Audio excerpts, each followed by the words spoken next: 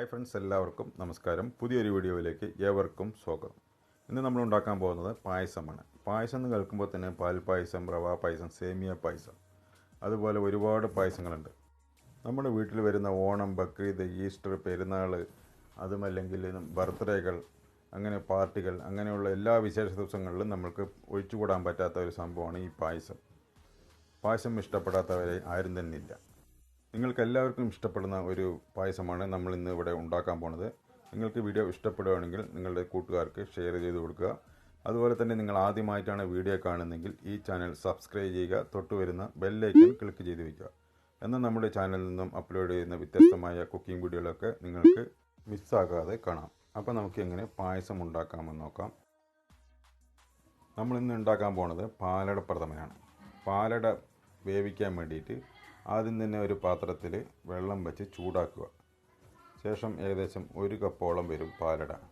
അത് വെള്ളം നന്നായി തിളച്ച് വരുമ്പോൾ തിളച്ച വെള്ളത്തിൽ ഇട്ട് അരമണിക്കൂർ അടച്ചു വയ്ക്കുക. അതിനുവേണ്ടി വെള്ളം തിളച്ച് കഴിഞ്ഞു. തിളച്ച ശേഷം പാലട ഇട്ട് അരമണിക്കൂർ നമുക്ക് മൂടി വയ്ക്കണം. ചെറുതായിട്ടൊന്ന് ഇളക്കി കൊടുക്കുക. സ്റ്റവ് ഓഫ് ചെയ്യണം. തീ ഓഫ് ചെയ്തതിന് ശേഷം വേണം നമുക്ക് പാലട ഒന്ന് ഇളക്കി കൊടുക്കണം. നന്നായി ഇളക്കി കൊടുക്കുക. കട്ട പിടിക്കരുത്, അതിന് വേണ്ടിയിട്ടാണ് ഇളക്കി കൊടുക്കുന്നത്. അതിനുശേഷം ഒരു അടപ്പ് വെച്ച് മൂടി വയ്ക്കുക.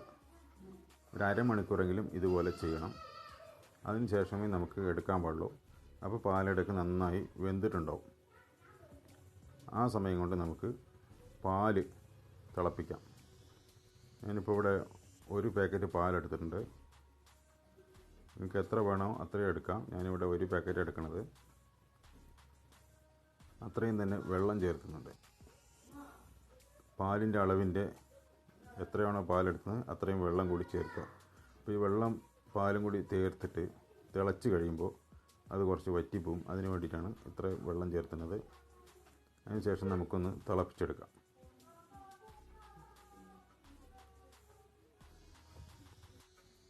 പാല് തിളപ്പിക്കുമ്പോൾ ചെറിയ തീയിൽ വെച്ചിട്ട് വേണം നന്നായി ഇളക്കി കൊടുത്ത് തിളപ്പിക്കണം. ഇളക്കി കൊടുത്തോണ്ടേ ഇരിക്കണം, അല്ലെങ്കിൽ പാല് പൊന്തി വരും. നന്നായി ഇളക്കി കൊടുക്കുക. ആ സമയം കൊണ്ട് നമുക്കതിൽ വേണ്ട പഞ്ചസാര, ഏകദേശം വലിയൊരു കപ്പിന് 1 കപ്പ് പഞ്ചസാര എടുത്തിട്ടുണ്ട്. അത് നമുക്ക് മിക്സിയിലിട്ട് പൊടിച്ചെടുക്കാം.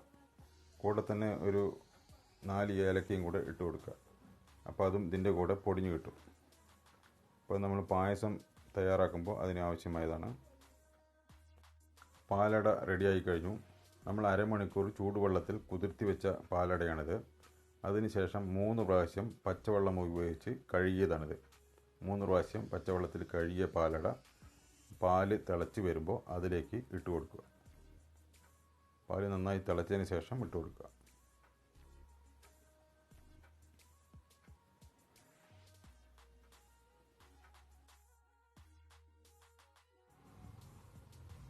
ശേഷം നന്നായി ഇളക്കി കൊടുക്കുക. ഇനി ഒന്നുകൂടി തിളച്ച് വരുമ്പോൾ പാലടയും പാലുമായിട്ട് ഒന്ന് സെറ്റായി കിട്ടും. അതിനുവേണ്ടി ചെറുതായിട്ടൊന്ന് തിളപ്പിക്കുക. ചെറിയ തീയിൽ വെച്ച് അങ്ങനെ ഇളക്കി കൊടുത്താൽ മതി. പെട്ടെന്ന് തന്നെ തിളച്ച് കിട്ടും.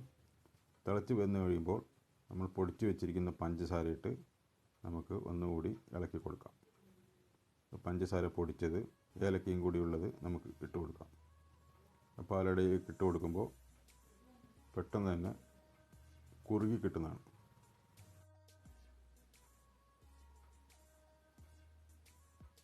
ഇനി നന്നായി ഒന്ന് ഇളക്കി കൊടുക്കുക.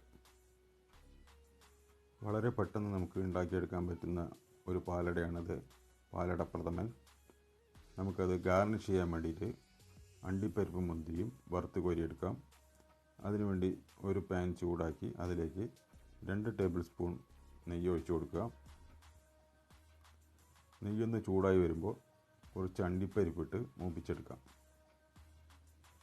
അണ്ടിപ്പരിപ്പൊന്ന് ചെറുതായി മൂത്ത് വരുമ്പോൾ അതിലേക്ക് തന്നെ മുന്തിരി കൂടെ ഇട്ട് കൊടുക്കുക. ഉണക്കമുന്തിരി അതിട്ട് കൊടുത്ത് കുറച്ച് സമയം കൊണ്ട് തന്നെ നമുക്കത് കോരിയെടുക്കാം. ഇപ്പോൾ അണ്ടിപ്പരിപ്പും മുന്തിരിയും ഫ്രൈ ആയി കഴിഞ്ഞു. നമുക്കത് പാലടയിലേക്ക് ഒഴിച്ചു കൊടുക്കാം. പാലട പ്രഥമൻ തയ്യാറായി കഴിഞ്ഞു.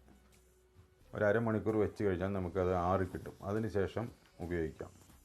വളരെ പെട്ടെന്ന് നമുക്ക് ഉണ്ടാക്കിയെടുക്കാൻ പറ്റുന്ന ഒരു സംഭവമാണ് പാലട പ്രഥമൻ. എല്ലാവർക്കും ഇഷ്ടപ്പെടുന്ന ഒരു പായസമാണിത്.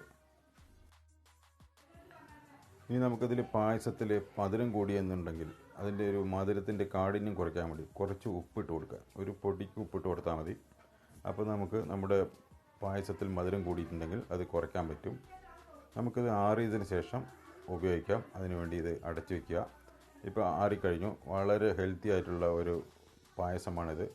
നിങ്ങൾക്കെല്ലാവർക്കും ഇഷ്ടപ്പെടുമെന്ന് വിചാരിക്കുന്നു. നിങ്ങൾക്ക് വീഡിയോ ഇഷ്ടപ്പെട്ടിട്ടുണ്ടെങ്കിൽ നിങ്ങളുടെ സുഹൃത്തുക്കൾ കൂടി വീഡിയോ ഷെയർ ചെയ്ത് കൊടുക്കുക. നിങ്ങൾ ആദ്യമായിട്ടാണ് ചാനൽ കാണുന്നതെങ്കിൽ ഈ ചാനൽ സബ്സ്ക്രൈബ് ചെയ്ത് സപ്പോർട്ട് ചെയ്യുക. അപ്പോൾ എല്ലാ കൂട്ടുകാർക്കും ശുഭദിനം നേർന്നുകൊണ്ട് പുതിയൊരു റെസിപ്പിയുമായി അടുത്തൊരു വീഡിയോയിൽ നമുക്ക് കാണാം. Thank you for watching video. നന്ദി, നമസ്കാരം.